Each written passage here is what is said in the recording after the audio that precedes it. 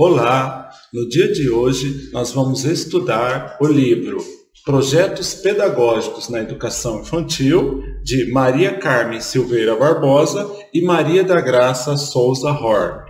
E como sempre, nós vamos começar falando um pouquinho das autoras, porque já de início, contextualizando as autoras, já pode nos provocar a pensar quais elementos que constam no livro, quais palavras-chave poderão nortear o nosso olhar diante das questões que serão apresentadas no concurso.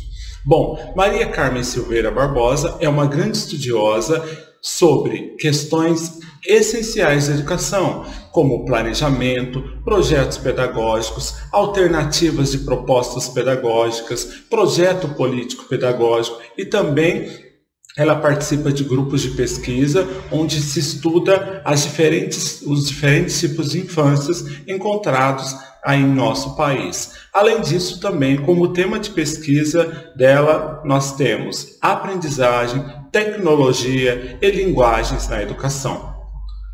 A outra autora, Maria da Graça Souza Horn, ela também é uma grande estudiosa de questões voltadas à educação, pensando aí na educação infantil, pensando no ensino fundamental, pensando também na questão de projetos e também na questão de aprendizagem. Então nós já temos aí, fiquem atentos e atentas, nós temos aí palavras-chave importantes que constam na biografia das nossas autoras. Vamos lá. No capítulo 1, denominado Era uma Vez, Trajetos e Projetos, as autoras traz para a gente essa concepção de projeto e dizendo assim, que nossa vida, o nosso cotidiano, ele é composto, permeado por uma série de situações em que nós elaboramos e reelaboramos os nossos projetos. Projetos de vida, projetos que fazem parte, então, como dizem as autoras, do nosso cotidiano, não apenas no campo exclusivamente educacional.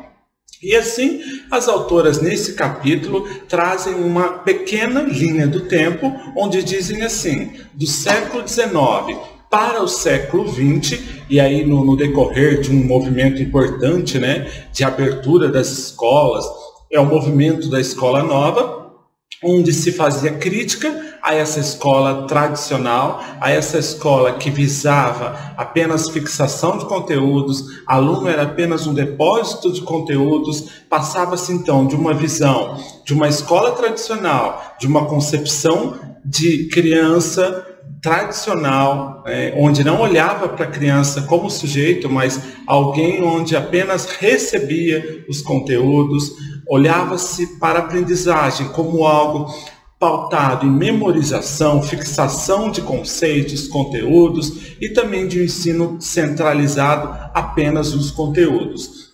E com a escola nova, tudo isso mudou, onde se olharam para diferentes tipos de organização do ensino, como centros de interesse, aí nós temos como um grande representante de Crowley, centros de interesse, ou seja, momentos em que as crianças se interessavam por determinados temas, e aí o professor, muito atento, elaborava o seu currículo, o seu planejamento pautado nesses centros, nesses eixos de interesse.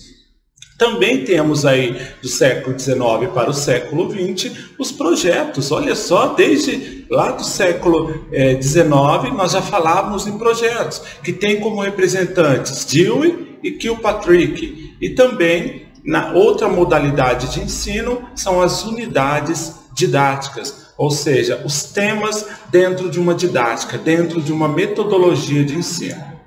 Logo, no início do século XX, também as autoras citam que houve várias tentativas de implementação dos projetos nas escolas americanas. Então se falava já em projetos também lá nas escolas americanas. Projetos semelhantes, um pouco semelhantes com os projetos que nós vamos discutir mais adiante.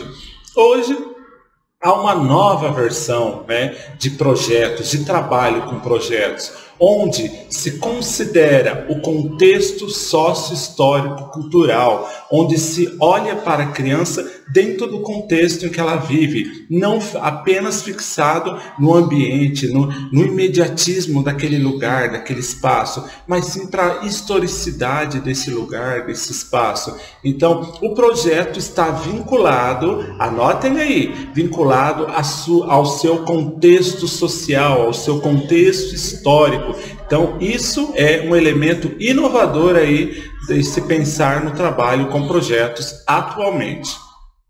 No capítulo 2, denominado como que voltar a falar em projetos, né? E elas dizem que é bastante importante nós lembrarmos que as práticas aí do século XX tiveram dificuldades para se inserir nesses sistemas educacionais, que ainda estavam muito voltados a práticas, a metodologias plenamente tradicionais. Outro elemento importante, né, que elas destacam, que é a crise da escola, ou seja, existiu acesso à escola acessível, ou seja, os alunos eram matriculados, mas o grande desafio estava na permanência, porque o número de evadidos está, né, e estava também, e continua cada vez maior. Então, o grande desafio, a crise da escola, pensando na permanência desses alunos. E outro elemento que elas nos provocam a pensar, né, o porquê falar em projetos, a dinâmica hoje, né, nós temos outro tipo de criança, outro tipo de adolescente, nós temos aí novas gerações. Se temos um contexto totalmente diferente de alunos, por que continuar com a mesma metodologia? Então, há necessidade de se mudar a forma de se ensinar. E uma das formas que elas propõem aí ao longo do livro é falar em projetos. Bom, algumas ideias nesse capítulo que as autoras apresentam que solidificam, revigoram a tão discutida, dialogada, que se chama pedagogia de projetos. Elas colocam que é muito importante questionar, refletirmos sobre a compartimentalização dos saberes, ou seja, passar de um paradigma disciplinar, onde temos esse paradigma de se pensar língua portuguesa, matemática, natureza e sociedade, pensando aí nos referenciais curriculares, geografia, história, nas diferentes disciplinas, onde o conhecimento parece estar estanque, separados, usando uma metáfora, em caixinhas. E aí o projeto vem contrapor essa metodologia, que ela não contribui para esse conhecimento holístico, completo das crianças. E sim, o projeto contribui para um trabalho interdisciplinar, ou seja, desenvolver-se um projeto e dentro desse projeto eu posso trabalhar com diferentes disciplinas. Eu trabalho, por exemplo, o projeto Golfinhos, e dentro do projeto Golfinhos eu trabalho matemática, eu trabalho a língua oral escrita, eu trabalho questões voltadas à natureza, questões voltadas à sociedade, eu trabalho as diferentes áreas do conhecimento, as diferentes disciplinas, né, usando o termo que as autoras usam. Então, essa é a interdisciplinariedade e também a possibilidade da transdisciplinaridade, ou seja, aquilo que transgride, aquilo que supera, que deixa de ser compartimentalizado, mas trabalha tudo ao mesmo tempo. É algo muito mais evoluído. Então, nós temos aí o projeto como possibilidade, anotem aí, de se trabalhar diferentes disciplinas ou ir além das disciplinas, trabalhar de uma forma transdisciplinar. Isso nós temos exemplos, não aqui no nosso país, mas temos exemplos, por exemplo, na Finlândia. Eles estão superando essa questão das disciplinas e trabalhando de forma transdisciplinar, a partir, por exemplo, de um projeto.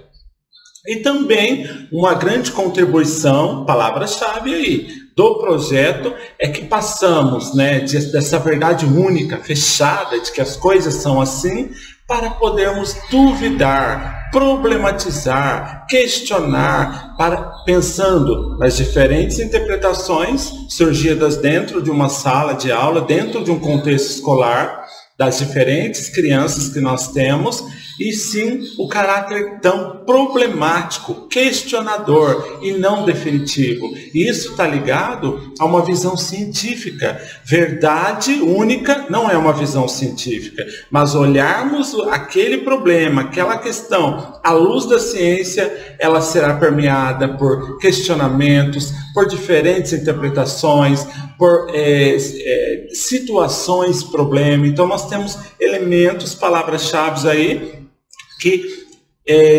valorizam, né, que qualificam o trabalho com projetos, ok? Ainda pensando no projeto, né, no trabalho com projetos, a autora nos traz um conceito aí nesse capítulo 2 de aprendizagem humana, onde a aprendizagem humana passa desse caráter biológico, que a criança precisa primeiramente se desenvolver para depois aprender, mas passa desse caráter biológico, pautado na herança genética, pautado nos processos fisiológicos, muito comum aí no século XIX, né? Mas hoje, até hoje, nós temos essa perspectiva também ambientalista, né? Onde o sujeito se adapta, né, a esse ambiente que ele está, com reforços positivos, e aí nós temos como representantes Skinner e Pavlov, essa questão do estímulo-resposta, passa do pragmatismo, que é apenas experimentar, né, apenas empírico pela experiência, que aí os representantes elas trazem James e Peirce, né, e vai para a questão, né, do construtivismo, tão estudada por Piaget, onde deixa de ser apenas aquele sujeito passivo, mas para um sujeito ativo com ações sobre objetos, né? Onde os esquemas chamados por Piaget seriam essas estruturas mentais que se transformam por meio da adaptação. E nesse processo de adaptação, nós temos assimilação, e também o processo de acomodação, e pensando que esse processo de assimilação e acomodação, eles passam pelo processo de equilibração. O sujeito se relaciona aí com os diferentes tipos de objetos, com os diferentes tipos de conhecimento, e ele se assimila esse conhecimento.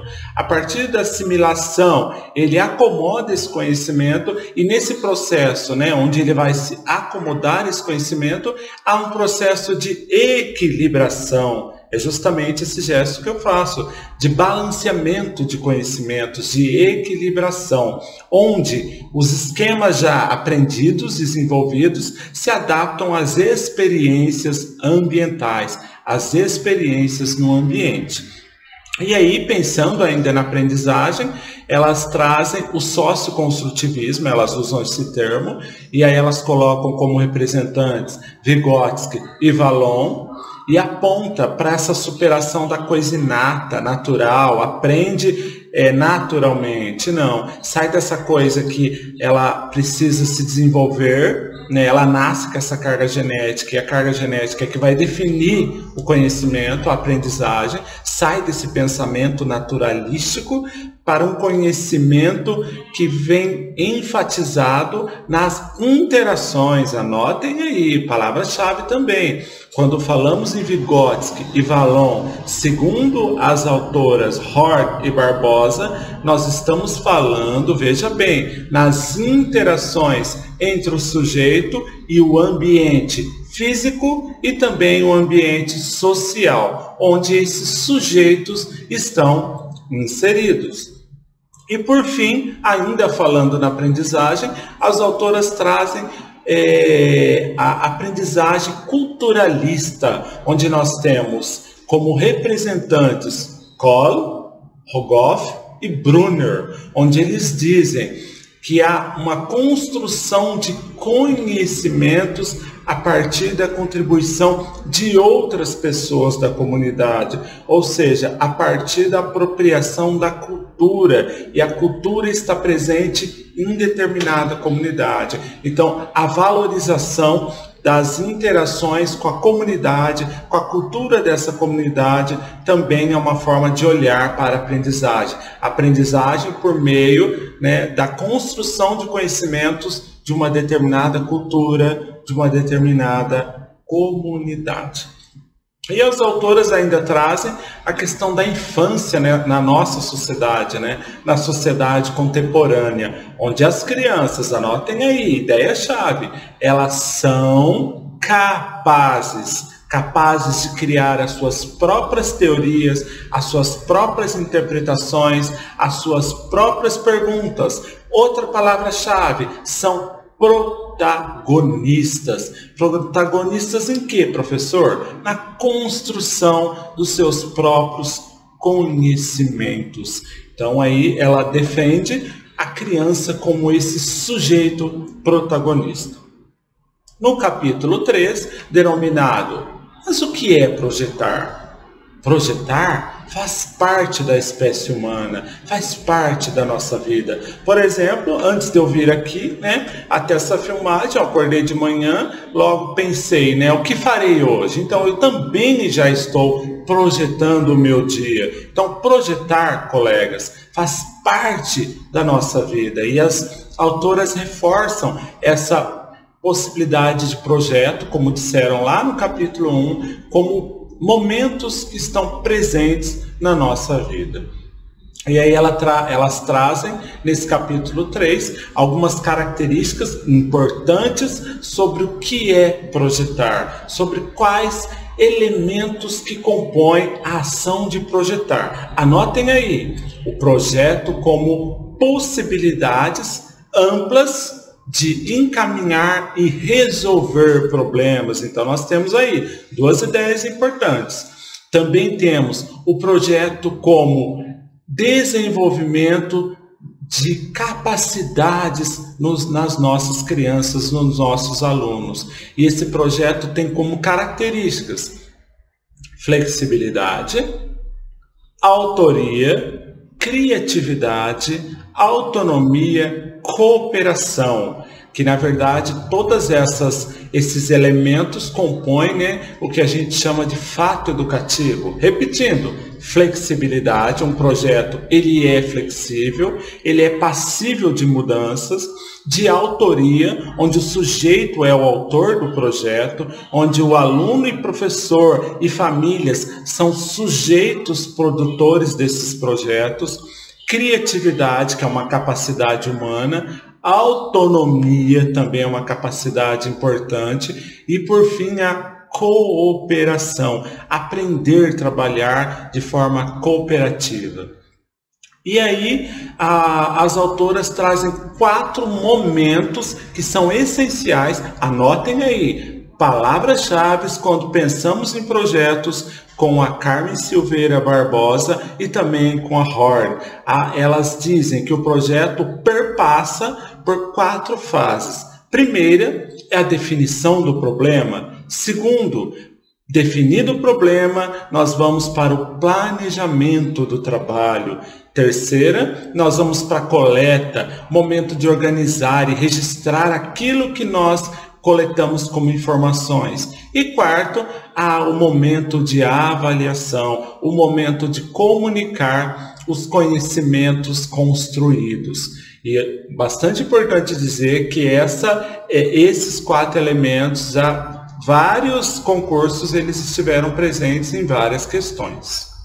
E elas dizem que há sempre um momento importante na execução do projeto, que é o momento da decisão inicial e da avaliação final, onde coletivamente se decidem alguns elementos que vão compor esse projeto. E no final, a importância de se avaliar também. Bom, nesse mesmo capítulo, Barbosa e Horn traz algumas dimensões de projetos, alguns tipos de projetos. Primeiro, aqueles que são organizados pela escola, para serem realizados com as famílias, crianças e professores, aqueles projetos da escola. né? Nós temos também o segundo tipo de projeto, anotem aí, é o famoso PPP, que é o projeto político-pedagógico, é o projeto norteador das ações metodológicas de uma escola. Terceiro tipo de projeto são os projetos organizados pelos professores, elaborados pelos professores e para serem trabalhados com as crianças e famílias.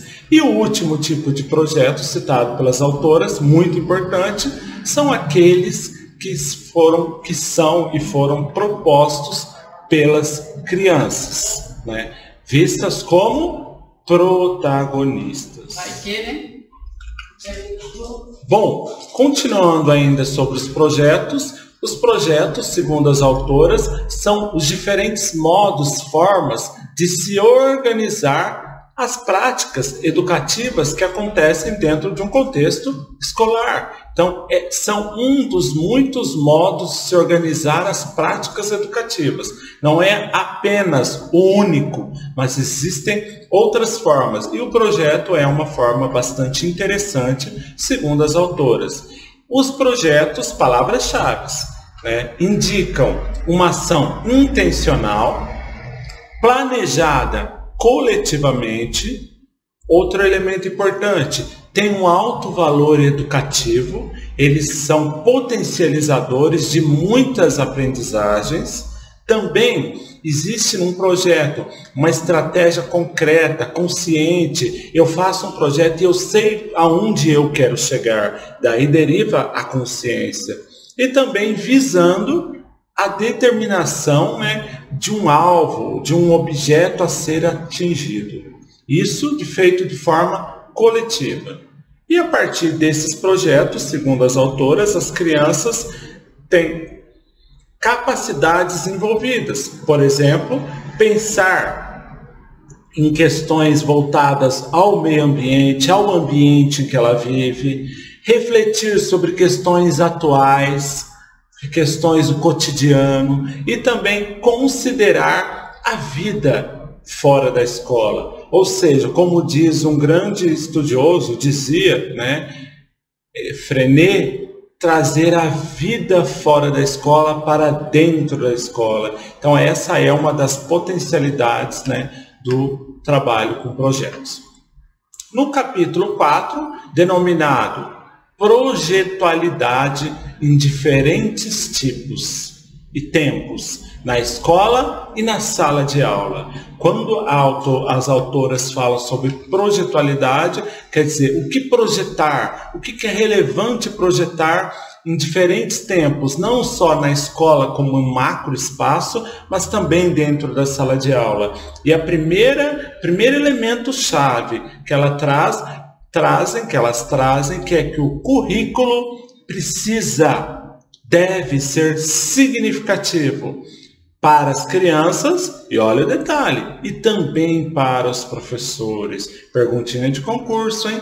O currículo precisa ser significativo apenas às crianças? Não, para as crianças e também para os professores. Outro elemento importante dentro dessa projetualidade é que o projeto ele possibilita aprendizagens a partir de uma infinidade de linguagens, utilizando aí, como diz Loris Malagurti, um grande representante, né, da escola de Reggio Emilia, a importância de se trabalhar com 100 linguagens, 100 ou mais linguagens. Então, outro elemento importante no trabalho com projetos, a potencialidade de se trabalhar com múltiplas linguagens.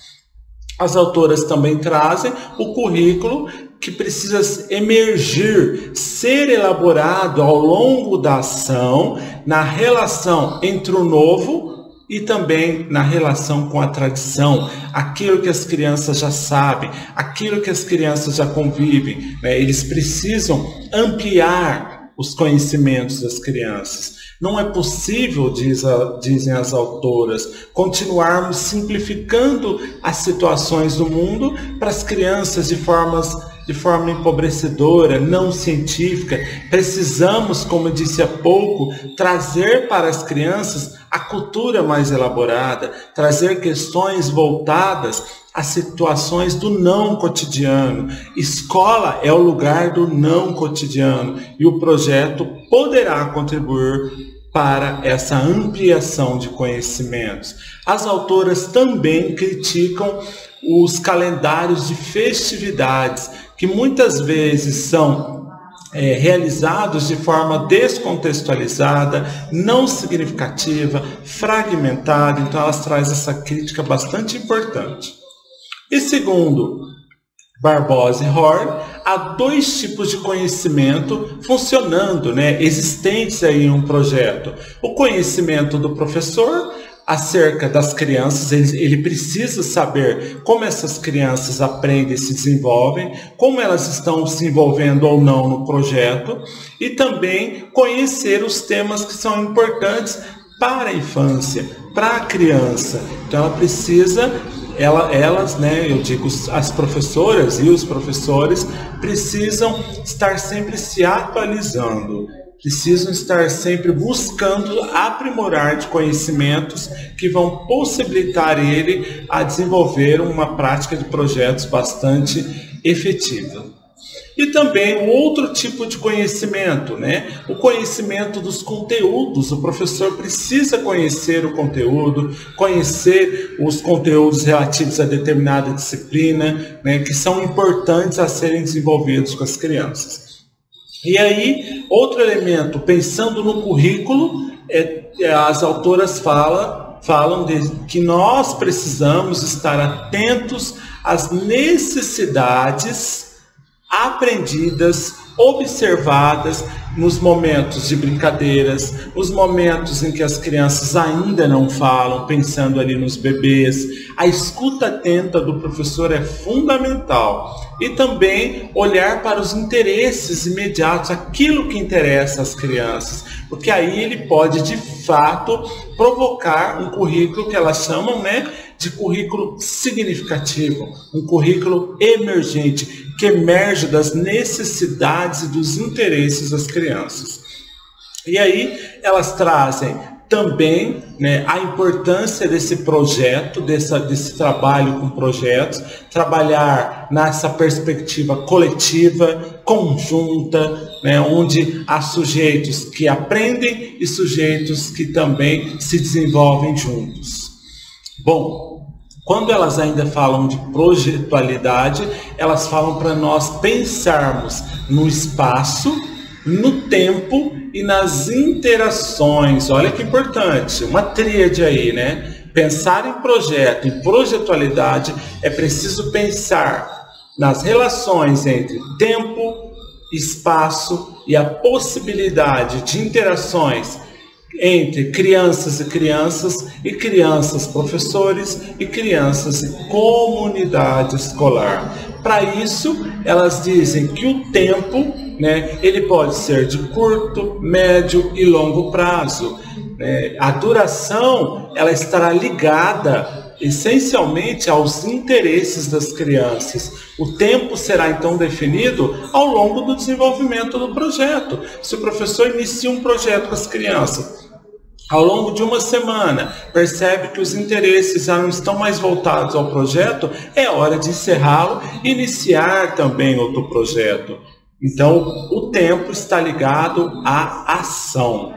Os espaços, é importante que os espaços tenham elementos que motivem, tenham elementos que provoquem a ação das crianças, porque o espaço, ele diz muito, o espaço ele pode provocar esse desenvolvimento. As autoras dizem, eles podem ser estimulantes ou limitador de aprendizagem, o que vai depender da forma como ele está estruturado, organizado, as linguagens que estão presentes nesse projeto, nesse espaço, para que possa contribuir ou não com o desenvolvimento pleno das crianças.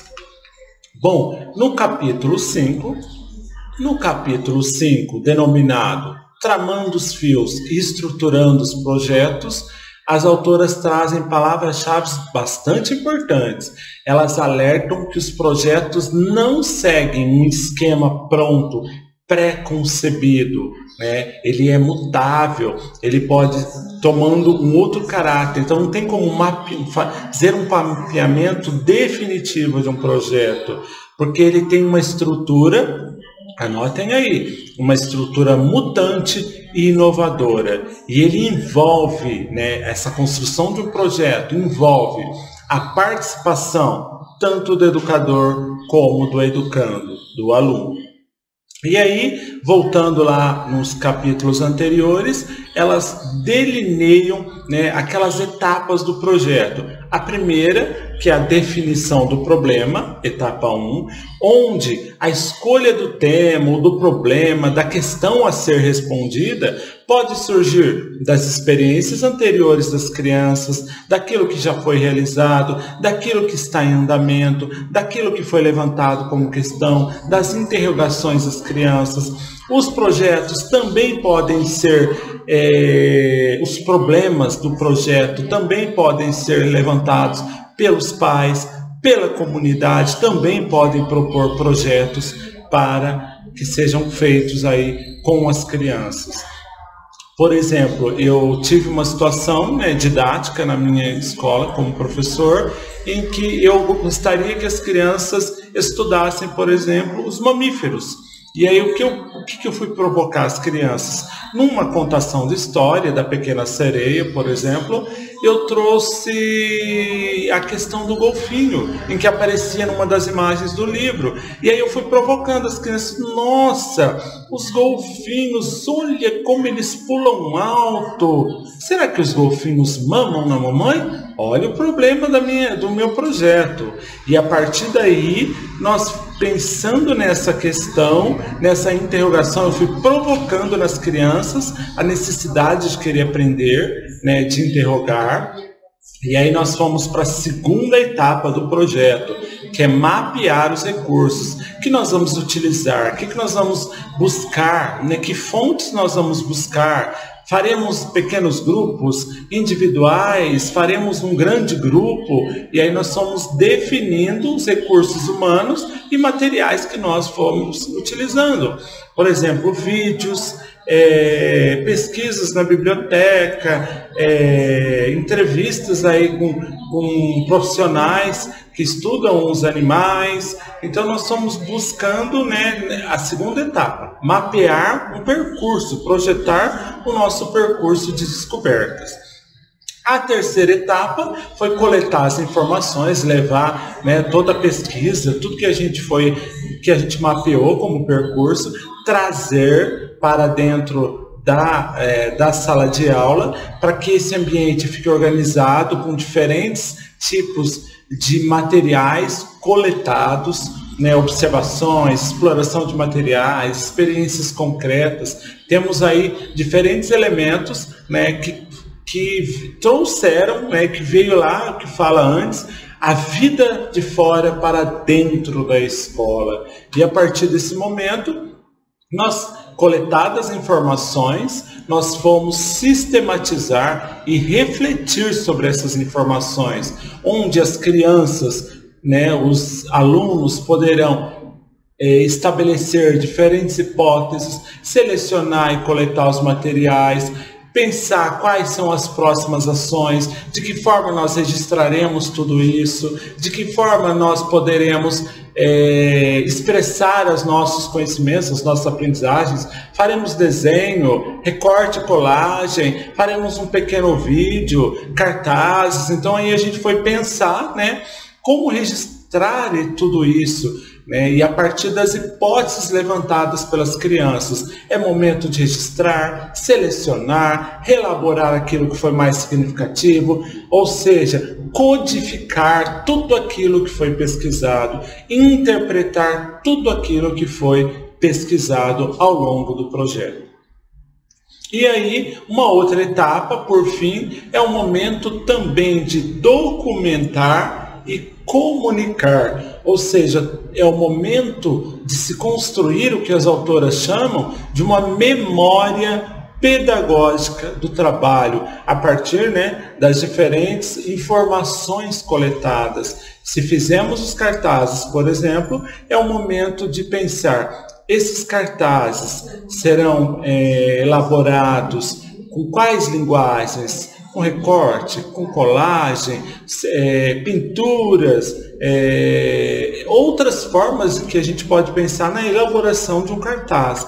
E aí a gente coletou material, sistematizou as informações, documentou todo esse material, como vamos comunicar tudo isso que a gente aprendeu, né? O que aprendemos sobre os golfinhos, como vamos comunicar. E aí elas citam que os dossiês, falaremos daqui a pouco, são estratégias de grande significado para essa organização final dos projetos. É o momento de sistematizar e comunicar essas informações. No capítulo 6, elas trazem as diferenças de projetos na creche e pré-escola. Lembrando que creche, de acordo com a Lei de Diretrizes e Bases, de 0 a 3 anos, né? E educação infantil, pré-escola, nós chamamos de 3 a 5 anos. As autoras chamavam 6, mas com a alteração da lei é até 5 anos. Então elas trazem algumas diferenças, né, para fins didáticos de um projeto com criança pequenininha e projetos com crianças um pouco maiores dentro da educação infantil. E aí, pensando nos bebês, né? Segundo as autoras, com aquilo que tem sido estudado, as crianças aprendem desde que nascem. E os projetos derivarão da observação sistemática desse educador, desse professor, da leitura que ela faz desse grupo, de cada criança, e aí ela pode ir observando esses bebês, essas crianças pequeninas, detectar quais são os seus interesses, as suas necessidades, e a partir daí ela pode sistematizar um projeto, por exemplo, de exploração de objetos sensoriais, pensando no trabalho com os sentidos, cores, formas, texturas, propriedades diferentes dos objetos. Ela pode estabelecer esse projeto pensando, né, derivado aí a partir da observação e dos estudos delas, né, de como as crianças aprendem e se desenvolvem. Esses projetos podem durar um dia ou uma semana. Outro projeto, que é o projeto na pré-escola, que elas denominam como projetos na segunda infância, que é o período aí de 3 a 6 anos, ocorre com o aumento da motivação, da curiosidade, da capacidade de falar, da capacidade de expressar sentimentos, dos desejos de conhecer, né, da potencialidade de desenvolver autonomia corporal, né, autonomia intelectual. E aí pode-se pensar em grandes possibilidades de temas, atividades de um trabalho com diferentes linguagens, além de se pensar em mais de um projeto por turma, né? Que elas chamam da possibilidade de se trabalhar com vários projetos dentro de uma mesma turma, de projetos simultâneos. E é papel dos educadores, né, ampliarem as possibilidades para esses assuntos e criar possibilidades assim sempre de novos conhecimentos. Porque as crianças tendem a querer conhecer apenas aquilo que elas já sabem, né, partindo dos seus conhecimentos. Mas esse não é o papel da escola. A escola precisa conhecer os conhecimentos, resgatar esses conhecimentos prévios às crianças, mas não ficar apenas nele. Incidir naquilo que as crianças ainda não sabem, ampliar os conhecimentos das crianças. E aí elas destacam, né, da possibilidade de se trabalhar em pequenos grupos, com atividades paralelas, atividades complementares, ou seja, com foco nas aprendizagens das crianças. No capítulo 7, o título é Comunidade de Aprendizagem, onde as autoras trazem a importância desse projeto como uma dimensão social, onde todos aprendem, onde há uma escola aberta, onde uns aprendem com os outros, onde há o que elas denominam, palavra-chave, uma verdadeira comunidade de investigação e também de muitas aprendizagens. E o professor? Qual é o papel do professor? Novamente, elas destacam. E professor, de criar aí esse espaço coletivo de cooperação, de criatividade, de participação, e o foco é na autonomia dos alunos. Ou seja, esse sujeito mediador que vai provocar as crianças a ampliação de seus conhecimentos, saindo do conhecimento que eles já sabem, como disse há pouco, mas ampliar esses conhecimentos, né? E aí o papel junto com esse grupo será de intermediar as ações das crianças com os objetos de conhecimento. E aí elas também trazem a importância de se envolver, né, de se envolver as crianças e de se desenvolver projetos com elas, onde olha para o grande princípio, né? Qual é o princípio que motiva, que move o professor? A criança aprende desde que nasce. É esse sujeito capaz, competente, com imenso potencial de aprender e também de crescer. E aí, mais uma palavra-chave eu volto a repetir: a criança como protagonista, onde as múltiplas linguagens precisam ser usadas, né? E as crianças, a partir do desenvolvimento dessas múltiplas linguagens, e elas citam a linguagem visual, verbal, escrita, matemática, musical, corporal, o uso de novas tecnologias da informação, da comunicação, e assim podendo construir, né, possibilitar as crianças construírem novas formas pessoais de registro e também de comunicação. E as famílias e a comunidade, qual é o papel delas dentro do projeto? Segundo as autoras, a escola precisa criar sentido na vida das crianças e dos jovens, construídas a partir daquilo que elas já sabem, construída a partir dos conhecimentos que fazem parte da cultura dela, que as autoras chamam signos específicos daquela comunidade, e assim mostrar, apresentar às crianças, aos alunos, os conhecimentos da cultura universal. É aquilo que nós falamos há pouco, né? Precisamos resgatar os signos, né? Aquilo faz parte da cultura, mas não ficar apenas na cultura da comunidade. Valorizar, resgatar, mas é importante trazer a cultura mais elaborada, a cultura universal para as crianças. E aí elas também trazem a importância da comunidade como uma comunidade educativa, como um espaço de construção coletiva, de interação de valores, onde todos aprendem juntos, escola, pais, professores, a comunidade em geral, né? Todos aprendem juntos, coletivamente, construindo assim, palavra-chave, um sentimento de partilha, de socialização, um pertencimento coletivo, onde todos aprendem e todos se desenvolvem. E elas denominam essa aprendizagem coletiva, né, de educação social. No capítulo 8, denominado como as marcas deixadas no caminho, e elas trazem lá como um subitem, como e para onde andamos. O projeto possibilita, neste sentido, uma gestão compartilhada desse trabalho desenvolvido, desse trabalho pedagógico. Outra expressão-chave, além da gestão compartilhada, a democratização da informação, a circulação de conhecimentos sobre o que acontece com o grupo, com a criança, e assim, por meio dessa gestão compartilhada, dessa democratização de informações, as famílias podem acompanhar os projetos e também participar desses projetos de forma ativa. E aí elas trazem um outro elemento importante, que é a documentação pedagógica, que parte das ações desenvolvidas nas escolas entre professores, crianças e comunidade. E por meio da documentação pedagógica, anotem aí a expressão-chave, tornar um trabalho visível e acessível ao debate democrático, onde todos podem participar de fato, onde há um espaço de interlocução com as famílias.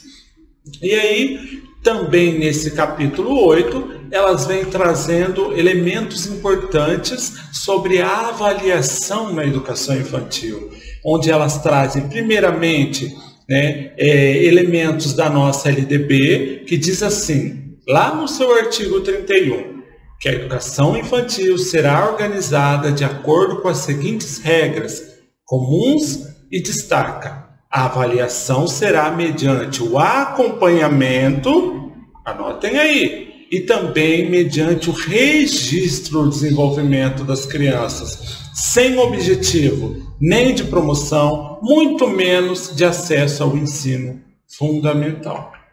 E ainda elas trazem alguns princípios que estão muito ligados ao princípio da avaliação mediadora, destacada em outro vídeo, naquele livro Avaliação Mediadora de Sarah Hoffman, e as autoras se pautam nesse aspecto da avaliação como mediadora, e aí elas trazem alguns princípios, pensando na avaliação como um meio de democratizar, de socializar, possibilitar a participação de todos, avaliar cotidianamente e não apenas em alguns momentos, ou seja, avaliar o processo, o caminhar e não o produto final. Como diz o Sarah Hoffman no seu livro Avaliação Mediadora, o foco precisa estar na caminhada, no processo e não no produto final. Outro elemento da avaliação, elas destacam a importância de se alterar a postura do professor frente ao erro, onde o erro é a capacidade do indivíduo de colocar as suas hipóteses, as suas ideias, e assim poder ampliar as suas ideias, as suas hipóteses. Trabalho coletivo e avaliação também por meio de conselhos de classe, onde tem como foco a discussão entre os diferentes pontos de vista, utilizar diferentes instrumentos para construir os múltiplos olhares sobre o desenvolvimento e aprendizagem das crianças. Os momentos de avaliação precisam ser momentos de aprendizagem, onde precisamos respeitar a diversidade de formas de aprender, a diversidade de ritmos das crianças. Também respeitar os interesses, as predisposições, as capacidades, olhar para as positividades das crianças, valorizando as suas aprendizagens, sendo aprendizagens sensoriais, práticas, emocionais, sociais, e centrar, ideia-chave, anote aí, naquilo que as crianças são capazes de fazer e não com a visão adultocêntrica, olhar para aquilo que ela não consegue fazer.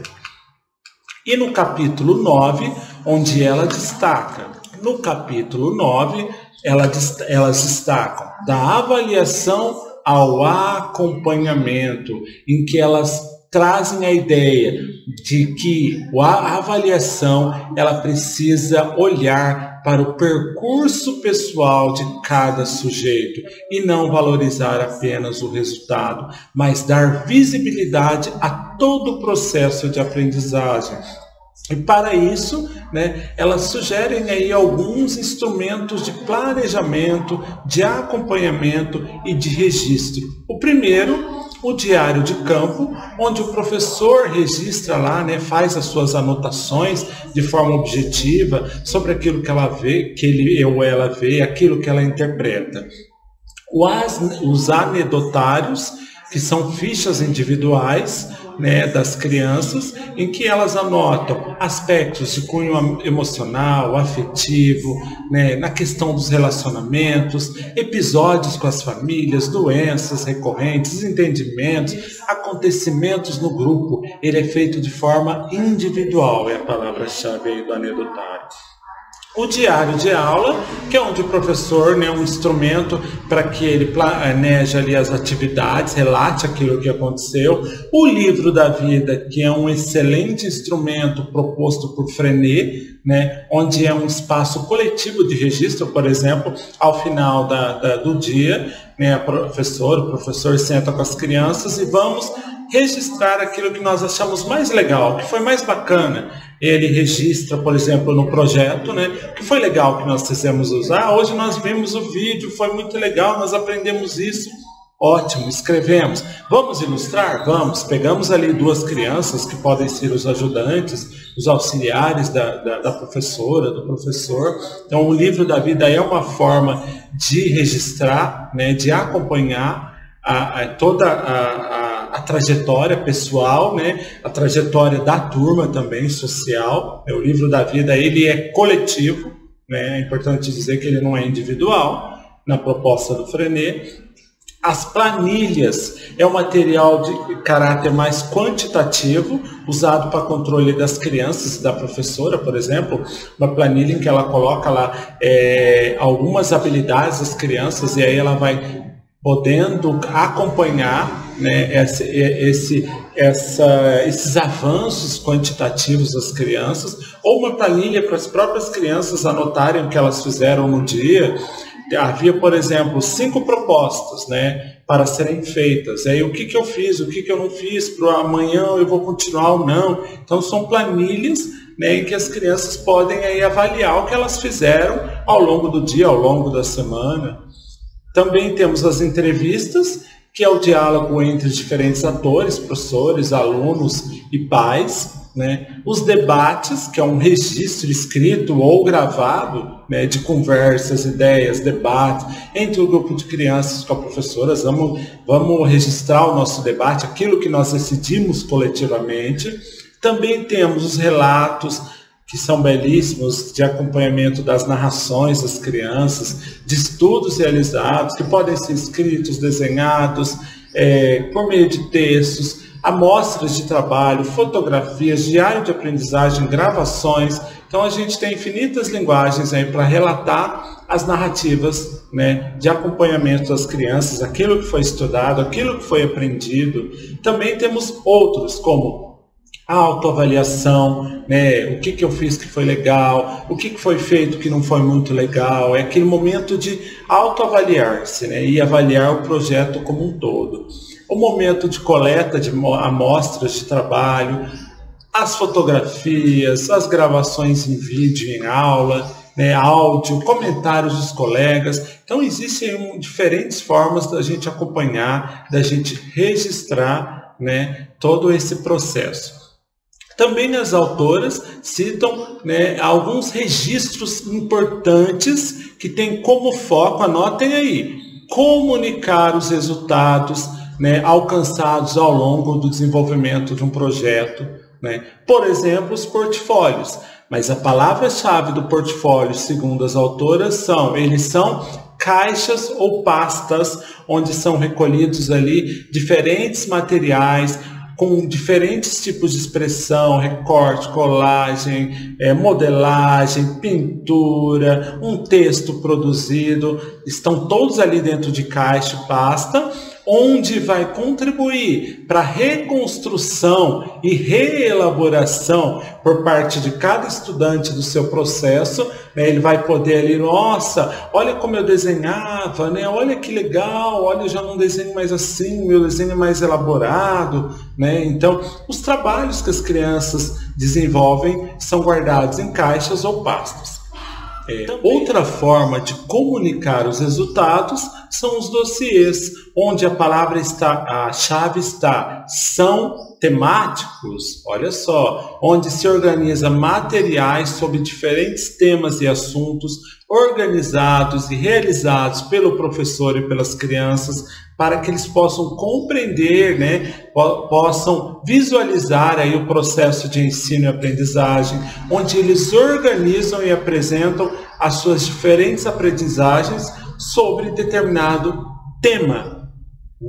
E também temos os arquivos bibliográficos, onde é um valioso instrumento de acompanhamento para os protagonistas, crianças, professores e pais, para que possam reouvir, revisitar, relembrar experiências, acontecimentos que marcaram aí ao longo das histórias nas escolas de educação infantil, onde conta um pouco né, da vida, né, desses protagonistas dentro da educação.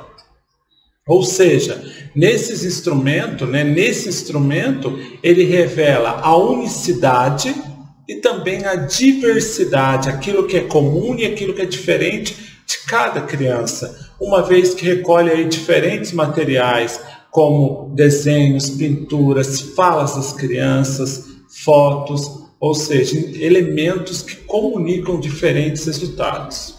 E por fim, no capítulo 10, que fala sobre projetos em Reggio Emília, pensamento e ação, gostaria de contar um pouquinho de Reggio Emília, que com o fim da Segunda Guerra Mundial, em 1945, a população italiana precisou se unir, né, para reerguer das cidades devastadas. E justamente em Reggio Emília, que fica ao norte da Itália, as famílias haviam perdido praticamente tudo, né? E aí elas se juntaram, as famílias italianas, conseguiram arrecadar um dinheiro do que sobrou, né, do que tinha, e aí elas foram construir uma escola.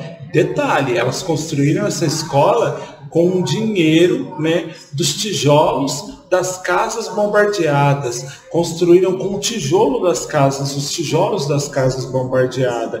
E aí eles focavam não numa escola tradicional, mas uma escola que projetasse um futuro diferente, com crianças, pais, professores, que de fato pudessem mudar aquela sociedade.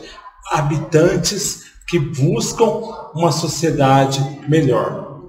E aí as autoras trazem duas ideias importantes, que os projetos desenvolvidos em Reggio Emília buscam projetar e ter confiança no futuro, onde busca-se acolher e desafiar a criança, promover a autonomia, olha as palavras que nós já discutimos, uma escola sem muros, uma escola sem divisão de disciplinas, uma escola que não compartimentaliza o conhecimento, né? Uma escola conectada com as crianças e com a cidade onde ela está ali localizada, onde se considera as inúmeras potencialidades das crianças, onde o professor tem o papel imprescindível de escutar as crianças, dar tempo, prestar atenção, onde há uma pedagogia sistêmica, anotem aí, que é uma pedagogia sistêmica, uma pedagogia que nasce na relação entre as pessoas, onde